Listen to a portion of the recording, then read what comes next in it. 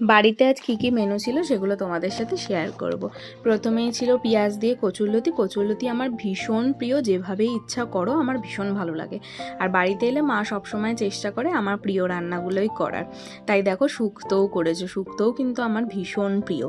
আর এই রকম পাঁচমিশালি সবজি দিয়ে যে কোনো তরকারি হোক, ঝোল হোক, যেরকমই হোক সেগুলো আমার বেশ ভালোই লাগে। তারপরে ছিল কাতলা কালিয়া। তো সব দিয়ে খেয়ে ঠেয়ে দেন একটু শুয়েছিলাম। আর তারপরে দেখি বৃষ্টি শুরু হয়ে গেল। আর ছোটোবেলার মতন আমার এখনও না দাঁড়িয়ে দাঁড়িয়ে বৃষ্টি দেখতে খুবই ভালো লাগে। আর গাছগুলো এত সুন্দর সবুজ লাগে দেখতে, কি বলবো।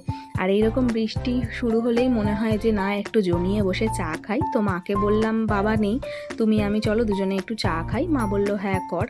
তো আর এই বিস্কুটগুলো আমি ছোটোবেলায় খুব খেতাম, আমার ভীষণ ভালো লাগে। নাম আমি জানি না, তবে চিনি বিস্কুট আমি বলি।